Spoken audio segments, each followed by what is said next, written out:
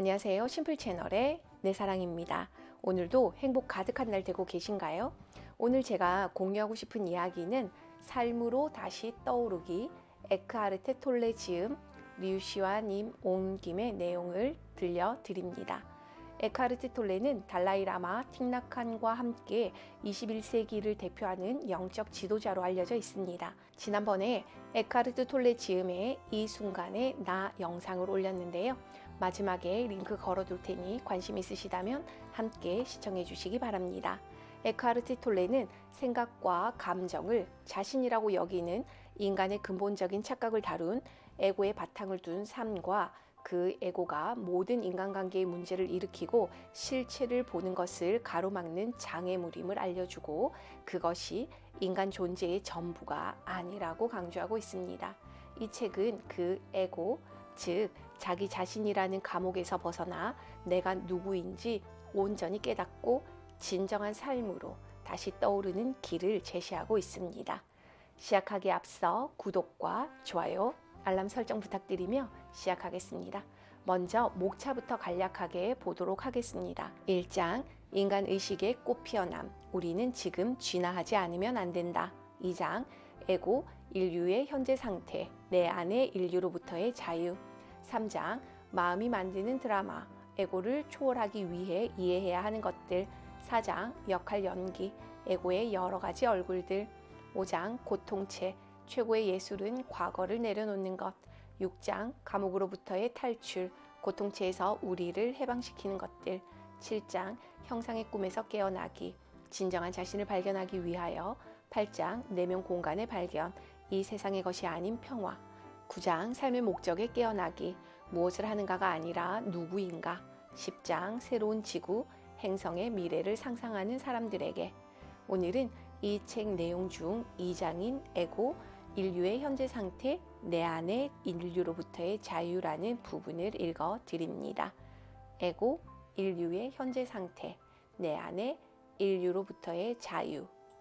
말은 발음이 되어 소리로 나와도 혹은 소리가 되지 않고 그냥 생각으로만 남아 있어도 거의 최면 같은 주문을 걸 수 있다. 말 속에서 인간은 쉽게 자기를 잃어버린다. 어떤 것에 단어를 갖다 붙이기만 하면 마치 최면에 걸린 것처럼 그것이 무엇인지 안다고 암묵적으로 믿어버린다. 그러나 실제로는 그것이 무엇인지 당신은 알지 못한다. 다만 신비에 하나의 분류표를 붙였을 뿐이다. 모든 것들, 즉 한 마리의 새, 한 그루의 나무, 심지어 단순한 돌멩이는 말할 것도 없고 한 사람의 인간 존재를 안다는 것은 궁극적으로 불가능하다. 그것들은 깊이를 측정할 수 없는 심연을 갖고 있기 때문이다. 우리가 지각하고 경험하고 생각할 수 있는 것은 모든 실체의 표면층뿐이며 빙산의 일각보다도 작다. 그 겉으로 보이는 것의 아래에는 모든 것이 다른 모든 것과 연결되어 있을 뿐 아니라 그 모든 것이 나온 생명 전체의 원천과도 연결되어 있다. 돌 하나까지도 꽃과 새라면 더욱더 신에게로, 그 원천에게로, 당신 자신에게로 돌아가는 길을 보여준다. 단어를 붙이거나 머릿속에서 분류표를 붙이지 않고 그것을 바라보거나 손에 쥘 때, 그리고 그것에 있는 그대로를 허락할 때 외경심과 경이감이 당신 안에서 일어날 것이다. 그것의 본질이 침묵 속에 자기 자신을 당신에게 전달하고 당신의 본질을 당신에게 되비춰 줄 것이다. 위대한 예술가들이 느끼는 것, 그들이 작품을 통해 전달하는 것이 그것이다. 반 고흐는 이건 낡은 의자일 뿐이야 라고 말하지 않았다. 그는 바라보고 바라보고 또 바라보았다. 그 의자의 순수한 있음을 느꼈다. 그러고 나서 캠퍼스 앞에 앉아 붓을 들었다. 의자 그 자체는 몇 달러밖에 되지 않는 물건이었을 것이다. 그러나 그 의자 그림은 지금 2,500만 달러의 가치가 있다. 말이나 분류표로 세상을 덮지 않을 때 인간이 생각을 사용하는 대신 생각에 사로잡힘으로써 오래전에 잃어버린 기적과 같은 감각이 당신 삶에 돌아온다. 삶의 깊이가 돌아온다. 사물은 새로움과 신선함을 회복한다. 가장 큰 기적은 단어나 생각이나 머릿속 분류표나 이미지에 앞서 자신의 본질적 자아를 경험하는 일이다. 그 일이 일어나게 하려면 자신과 뒤엉킨 모든 것, 자신이라고 믿는 모든 것으로부터 나의 느낌, 순수한 있음의 느낌을 풀어주어야 한다. 이 책은 그 뒤엉킨 것을 푸는 것에 대한 것이다. 사물과 사람과 상황에 말이나 머릿속 분류표를 재빨리 붙이면 붙일수록 당신의 현실은 더 얕아지고 생기 없는 것이 되어버린다. 자신의 안과 주위에서 쉼없이 펼쳐지는 현실, 그 삶의 기적에 더 무감각해진다. 그런 방식으로 영리함은 얻을 수 있을지 모르지만 지혜는 잃어버리고 마찬가지로 기쁨, 사랑, 창조성, 생명력도 잃어버린다. 감각 지각과 해석이라는 소리 없는 틈 사이에서 그것들은 묻혀버린다. 물론 우리는 말과 생각을 사용해야만 한다. 말과 생각에는 나름대로의 아름다움이 있다. 하지만 우리가 그것들 속에 갇혀 살아야 할 필요가 무엇인가? 말은 실체를 인간 마음이 파악할 수 있을 정도로 축소시킨다. 언어는 성대에 의해 생성되는 5개의 기본적인 소리로 이루어져 있다. 그것들은 아, 에, 이, 오, 우의 5가지 모음이다. 나머지 소리들은 공기 압력 조절을 통해서 만들어지는 그, 스, 프 등의 자음들이다. 이러한 기본적인 음의 몇 가지 조합만으로는 당신이 누구인지, 우주의 궁극적인 목적이 무엇인지, 아니면 한 그루의 나무나 돌멩이 하나에 대해서라도 그 깊은 곳에서 그것이 무엇인지를 정말로 설명할 수 있다고 믿는가? 환상의 자아. 나라는 단어는 그것을 어떻게 사용하는가에 따라 심각한 오류가 될 수도 있고 가장 심오한 진실이 될 수도 있다. 일반적인 쓰임새에서 이 단어는 파생어인 나를, 나에게, 나의, 나의 것, 나 자신 등을 포함해 가장 빈번하게 사용되는 단어 중 하나이다. 뿐만 아니라 가장 오해를 불러일으키는 단어이기도 하다. 보통의 일상적인 용법에서 나에는 원천적인 오류, 즉 자신이 누구라는 잘못된 인식과 환상에 불과한 정체성이 담겨 있다. 이것이 에고이다. 시간과 공간의 실체뿐 아니라 인간 본성에 대해서도 깊은 통찰력을 지녔던 알베르트 아인슈타인은 이 환상의 자아의식, 외부 세계나 타인과 구별되는 자아로서의 자기에 대한 느낌을 의식이 일으키는 시각적 환상이라고 불렀다. 그 환상의 자아가 그 후에 모든 해석의 토대가 된다. 더 정확히 말하면 실체에 대한 오해의 토대가 되고 모든 사고 과정, 상호작용, 관계의 근본이 된다. 당신의 현실은 이 근본적인 환상의 반영이다. 좋은 소식이 있다. 환상은 환상이라고 알면 소멸한다는 것이다. 환상의 알아차림은 환상의 종말이기도 하다. 당신이 그것을 실체로 오해하고 있는 동안만 환상은 생존한다. 무엇이 내가 아닌가를 아는 순간 나는 누구인가의 실체가 저절로 나타난다. 우리가 에고라고 부르는 가짜 자아의 작용 원리에 대해 설명하는 이번 장과 다음 장을 천천히 주의 깊게 읽어나가면 그 일이 일어날 것이다. 그렇다면 이 환상의 자아는 무엇인가? 당신이 나라고 말할 때 보통 그것이 의미하는 것은 진정한 당신이 아니다. 괴물과도 같은 환원주의, 어떤 실체는 그보다 더 간단한 기본적인 실체로 이루어져 있다고 전제하고 전자에 관한 설명을 좀 더 기본적인 후자의 설명으로 대체하려는 사고의 형태적 행동에 의해 무한한 깊이를 가진 당신이라는 존재가 성대에 의해 생성되는 소리나 마음속에 있는 나라는 생각 혹은 그 나가 자신과 동일시하고 있는 모든 것들과 혼동된다. 그렇다면 보통 말하는 나 그리고 그것과 연관된 나를 나에게 나의 것은 무엇을 가리키는가? 부모의 성대가 만들어내는 일련의 소리가 자신의 이름이라는 것을 알게 되면 그 단어는 아이의 머릿속에서 하나의 생각이 되고 아이는 그것을 자신과 동일시하기 시작한다. 이 단계에서 어떤 아이는 잔이는 배고파요 라고 말하듯이 자신을 3인칭으로 표현한다. 머지않아 아이는 나라는 마법의 단어를 배우고 이미 자기 자신과 동일시하고 있는 이름과 똑같이 사용하기 시작한다. 이어서 다른 생각들이 나라는 생각과 합쳐진다. 그 다음 단계는 나의 일부로 보이는 것을 지칭하는 나의 것이라는 생각이다. 이것은 바깥의 물건과 자신을 동일화하는 일이다.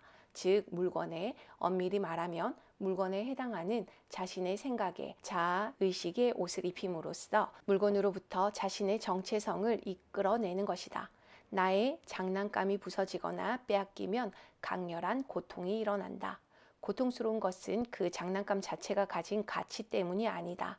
아이는 어쨌든 곧 그것에 대한 흥미를 잃고 다른 장난감과 물건으로 관심이 옮겨갈 것이다. 아이의 고통은 나의 것이라는 생각 때문에 온다. 장난감은 아이의 발달하는 자아의식, 즉 나의 일부가 되어버린 것이다. 아이가 자라남에 따라 나라는 생각은 다른 생각들을 그것에 끌어당긴다. 성별, 소유물, 감각을 가진 육체, 국적, 인종, 종교, 직업 등의 자신을 동일화하는 것이다. 그 밖에 나가 동일화되는 것은 어머니, 아버지, 남편, 아내 등의 역할, 축적된 지식이나 의견, 좋아하는 것과 싫어하는 것, 그리고 과거의 나에게 일어난 일들이다. 과거에 일어난 일들의 기억은 나와 나의 이야기로서 나의 자아의식을 다시 한번 규정해 준다. 이것들은 사람들이 자신들의 정체성을 이끌어내는 수많은 것들의 일부에 불과하다. 그것들은 결국 내가 자아의식을 부여했다는 사실 때문에 불안정하게 붙들고 있는 생각에 지나지 않는다. 보통 나라고 말할 때 가리키는 것은 이 정신적 구조물이다. 좀 더 명확히 말하면 당신이 나라고 말하거나 생각할 때 대개 그것이 당신이 아니라 마음이 만든 그 구조물의 일부, 즉 에고의 지배를 받는 자아이다.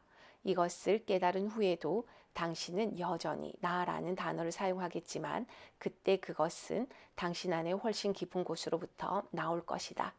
대부분의 사람들은 여전히 끊임없는 마음의 흐름을, 대부분 무의미하게 반복되는 강박적인 생각들을 자신과 완전히 동일시한다. 이 사고 과정과 그것에 뒤따르는 감정으로부터 분리된 나는 없다. 영적으로 무의식적이라는 의미가 이것이다. 그들의 머릿속에 잠시도 멈추지 않고 떠드는 목소리가 있다고 하면 사람들은 무슨 목소리 하고 되묻거나 그런 것은 없다고 화를 내며 부정한다. 물론 되묻거나 화내는 주체는 바로 그 목소리, 그 생각하는 자, 관찰되지 않은 마음이다. 그것이 사람들을 완전히 사로잡고 있어서 거의 독립된 실체처럼 보인다. 생각과의 동일화에서 벗어나 한순간이라도 자기 마음의 내용물로부터 그 배후에 있는 알아차림의 존재로 정체성 전환을 경험한 적이 있는 사람은 그 경험을 결코 잊지 못한다. 그 정체성의 이동이 매우 미묘한 방식으로 일어나기 때문에 거의 알아차리지 못하거나 이유도 모르는 채 그저 기쁨과 내적 평화가 밀려온 것으로 아는 사람도 있다. 머릿속 목소리. 내가 처음으로 짧은 자각을 경험한 것은 런던 대학교 1학년 학생일 때였다. 그 당시 나는 일주일에 2번, 대개 아침 출근 시간이 끝난 9시 무렵 지하철로 대학 도서관에 가는 것이 습관이었다. 한 번은 지하철에서 30대 초반으로 보이는 여성이 내 맞은편에 앉았다. 그때까지 몇 차례 본 적이 있는 여성이었다. 누구든지 그 여성에게 관심을 기울일 수밖에 없었다. 지하철은 10,000원이었지만 그 여성의 양 옆자리에는 아무도 앉지 않았다. 이유는 분명했다. 그 여성이 어딘가 정상으로 보이지 않았기 때문이다. 그녀는 몹시 긴장해 있었고 무엇인가에 화가 난 듯 큰 소리로 쉴 새 없이 혼잣말을 하고 있었다. 자기 머릿속 생각에 몰두한 나머지 사람들이나 주변 상황을 전혀 의식하지 못하고 있는 것 같았다. 머리가 밑을 향하고 왼쪽 아래를 비스듬히 쳐다보며 텅 빈 옆좌석 누군가에게 말을 하고 있는 것처럼 보였다. 혼잣말의 정확한 내용은 기억나지 않지만 이런 식의 독백이었다. 그러니까 그 여자가 나한테 말했어. 그래서 내가 그 여자한테 말해줬지. 당신은 거짓말쟁이라고. 어떻게 감히 나를 비난할 수 있냐고. 언제나 나를 이용한 건 당신이잖아. 난 당신을 믿었는데 당신이 그 믿음을 배신한 거잖아. 부당한 대우를 받아 뭔가 반박하지 않으면 안 되는, 그러지 않으면 자신이 무너져 버릴 것 같은 분노가 목소리에서 전해졌다. 지하철이 토트넘 법원역에 가까워지자 여자는 자리에서 일어나 문 쪽으로 걸어갔지만 여전히 혼잣말을 계속하고 있었다. 내가 내릴 역도 같은 곳이기 때문에 나는 그녀 뒤를 계속 따라갔다. 역을 빠져나오자 그녀는 베드포드 광장을 향해 걸어가기 시작했다. 하지만 여전히 상상 속의 대화를 몰입한 채 화난 어조로 누군가를 비난하고 반박하고 있었다. 나는 호기심에 이끌려 방향이 같은 동안은 뒤쫓아 가보기로 마음먹었다. 상상 속 대화에 몰두해 있음에도 그녀는 자신의 행선지를 정확히 알고 있는 것 같았다. 머지않아 대학 본관과 도서관이 있는 1930년대 지어진 평의원 회관의 당당한 모습이 보였다. 나는 어리둥절했다. 혹시 그녀가 나와 같은 목적지로 가고 있는 것이 아닐까? 정말로 그녀는 평의원 회관을 향하고 있었다. 교수일까, 학생일까, 혹은 사무원일까, 사서일까, 아니면 심리학자의 연구 프로젝트에 참가한 피실험자일까? 답은 알 수 없었다. 20걸음 정도 뒤에서 걷고 있던 내가 건물 입구에 도착했을 때 이미 그 여성은 엘리베이터 한 대에 올라탄 뒤였다. 아이러니컬하게도 그것은 조지 오웰의 소설 1984년이 영화화되었을 때 마음 감시 경찰 본부를 촬영한 곳이었다. 나는 방금 목격한 것에 충격을 받았다. 25살의 나름대로 성숙한 대학 1학년생이었기 때문에 나 자신은 지적인 인간이라고 생각하고 있었고, 인간 존재의 딜레마에 대한 해답은 모두 지성을 통해, 즉 생각에 의해 찾을 수 있다고 믿어 의심치 않았다. 알아차림이 없는 생각이야말로 인간 존재의 주된 딜레마인 것을 나는 아직 깨닫지 못하고 있었다. 교수들을 모든 대답을 알고 있는 현자로 우러러 보았고, 대학은 지식의 전당이라고 믿었다.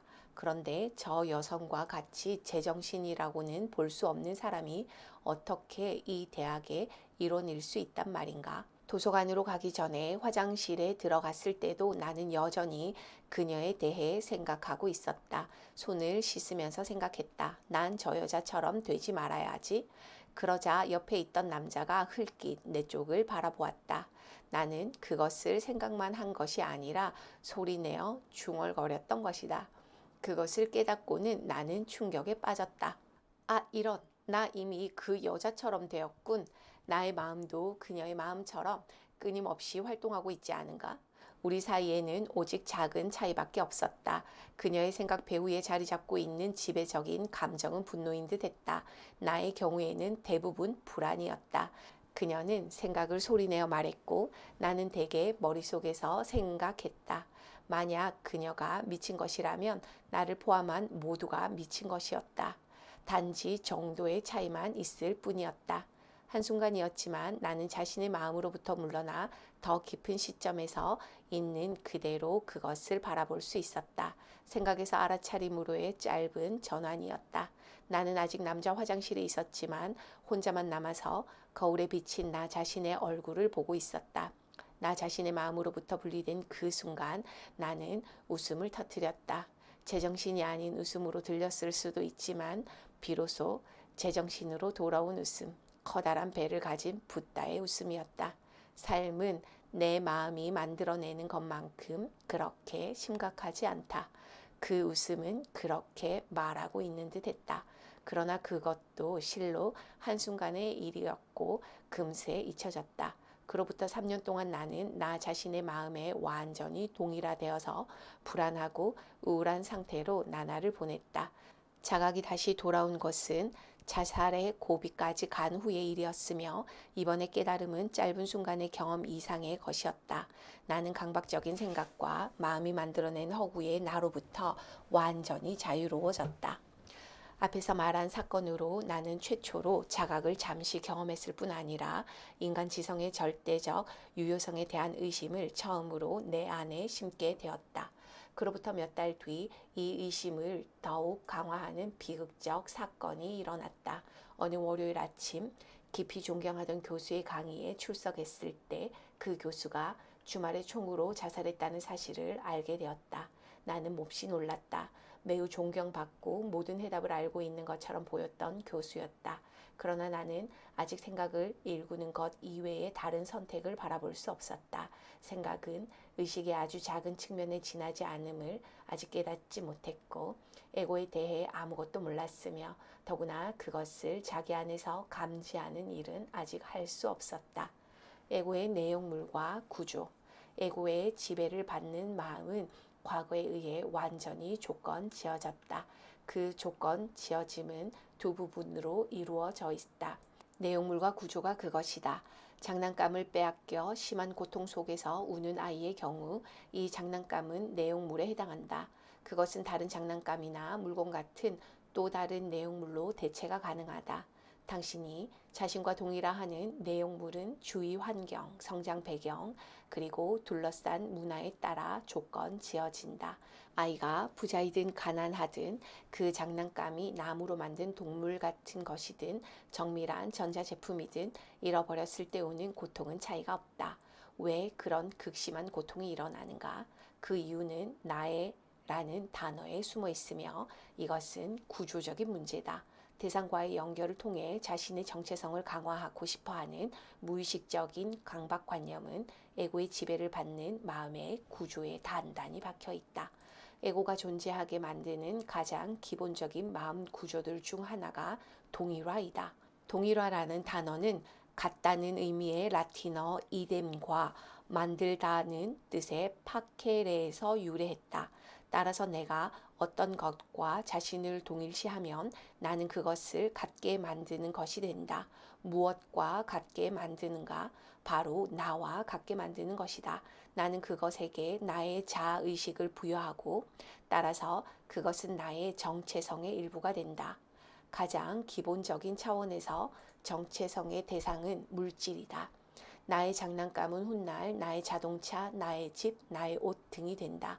나는 물건 속에서 나 자신을 찾으려 하지만 결코 완전하게 성공하지 못하며 결국 그것들 속에서 나를 잃어버리는 결과로 끝이 난다. 그것이 에고의 운명이다. 중약. 모든 이해를 넘어서는 평화. 많은 사람들이 삶의 어느 시점에서 비극적인 상실을 겪고 그 결과 새로운 차원의 의식을 경험한다. 소유물 전부를 잃은 사람도 있고 자식과 배우자, 사회적 지위, 명성, 신체적 능력을 잃은 사람도 있다. 경우에 따라서는 자연재해나 전쟁으로 한꺼번에 모든 것을 잃어 아무것도 남지 않은 자신을 발견하는 사람도 있다. 우리는 이것을 한계 상황이라고 부를 수 있다. 무엇과 동일화되어 있었든 무엇에 자아의식을 부여하고 있었든 그것들은 사라져버린다. 그런 후에 갑자기 설명할 수 없는 이유로 처음에 느꼈던 고뇌와 극심한 두려움이 사라지고 현존, 이 순간의 존재함의 신성한 느낌, 깊은 평화와 평안, 두려움으로부터 완전한 자유가 찾아온다. 사도 바울은 이 현상에 분명 친숙했음에 틀림없다. 그는 인간의 모든 이해를 넘어서는 신의 평화라는 표현을 사용했다. 이 평화는 정말로 납득이 가지 않으며 그것을 경험한 사람들은 자신에게 묻는다. 이런 일에 맞닥뜨렸음에도 불구하고 어떻게 이런 평화를 느낄 수 있는 것일까? 일단 에고가 무엇이며 어떻게 작용하는지 깨닫게 되면 대답은 간단하다. 당신이 동일화되어 있는 형상, 당신에게 자아의식을 부여해 준 형상이 무너지거나 사라질 때 에고도 함께 붕괴된다. 에고는 형상과의 동일화이기 때문이다. 동일화될 대상이 더 이상 아무것도 남아있지 않을 때 당신은 누구인가? 당신 주위의 형상이 사라지거나 죽음이 다가올 때 당신의 존재감, 나의 있음의 느낌은 형상과의 얽힘으로부터 자유로워진다. 물질에 갇혀있던 영혼이 자유로워지는 것이다. 당신은 자신의 진정한 정체성을 형상을 초월한 것으로서 만물에 편재한 현존으로서 모든 형상과 모든 동일화 이전에 있는 순수한 있음으로서 자각하게 된다. 자신의 진정한 정체성은 지금까지 의식이 동일화되어 온 그것들이 아니라 의식 그 자체임을 깨닫게 되는 것이다. 그것이 신의 평화이다. 당신 존재의 궁극적인 진리는 나는 이것이다 또는 나는 저것이다가 아니라 나는 있다이다. 큰 상실을 경험한 모든 사람이 이런 깨어남을 경험하고 형상과의 동일화에서 벗어나는 것은 아니다. 어떤 사람은 그 즉시 자신이 상황과 타인과 불공평한 운명과 신의 피해자라는 강력한 정신적 이미지나 생각 형태를 만든다. 이러한 생각 형태와 그것이 만들어내는 분노, 원한, 자기 연민 등의 감정들에 강하게 동일화되었기 때문에 이것이 상실을 통해 붕괴된 과거의 동일화 대상들의 자리를 금세 대체한다. 다시 말해 에고는 재빨리 새로운 형상을 발견한다. 이 새로운 형상이 깊이 불행한 것이라는 사실은 에고에게 큰 문제가 아니다. 좋든 나쁘든 동일화만 될 수 있으면 된다. 사실 이 새로운 에고는 전의 것보다 더 폐쇄적이고 단단하며 더 뚫기 어렵다. 비극적인 상실이 일어날 때 사람들은 그것에 저항하거나 아니면 항복한다. 억울해하거나 깊은 원한을 품는 사람도 있으며 자비로워지고 지혜로워지고 사랑이 더 커지는 사람도 있다. 항복은 있는 그대로를 내적으로 받아들임을 의미한다. 삶을 향해 자신을 여는 것이다. 저항하면 내면이 움츠러들고 에고의 껍질이 단단해진다. 당신은 다친다. 부정적인 상태라고도 부를 수 있는 내적인 저항 상태에서는 어떤 행동을 취해도 더 많은 외부적 저항을 만들어낼 것이다. 그때 우주는 당신 편에 서지 않는다. 삶은 당신을 도와주지 않을 것이다. 셔터가 내려져 있으면 햇빛은 들어올 수 없다. 내적으로 항복할 때, 저항하지 않을 때 의식의 새로운 차원이 열린다. 그때 만약 행동이 가능하거나 필요하다면 당신의 행동은 전체와 조화를 이룰 것이고 내적으로 열린 상태일 때 당신과 하나가 되는 창조적인 지성과 조건 지어지지 않는 의식으로부터 지원을 받을 것이다. 주변 상황과 사람들이 당신을 돕고 협조적이 된다. 불가사의한 우연들이 일어난다. 만약 어떤 행동도 가능하지 않다면 당신은 저항의 포기와 함께 오는 평화와 내적 고요 속에서 휴식한다. 신 안에서 휴식하는 것이다. 오늘은 여기까지 읽어드립니다. 내가 알고 있는 과연 나는 어떤 사람인가요? 우리가 알고 있는 이 에고라는 것에서 벗어난다면 나는 또 어떤 사람일까요? 톨레 이야기처럼 나는 이것이다, 저것이다가 아니라 나는 있다. 단지 나 자신을 있는 그대로 인지하고 나라는 존재감, 나의 있음을 받아들이는 오늘 하루 되시길 바라봅니다. 오늘도 끝까지 시청해 주셔서 대단히 감사드리며 우리는 다음에도 다양한 이야기들로 찾아뵙겠습니다. 마지막으로 구독과 좋아요, 알람 설정 부탁드리며 이상 심플 채널의 내 사랑이었습니다. 심플하게.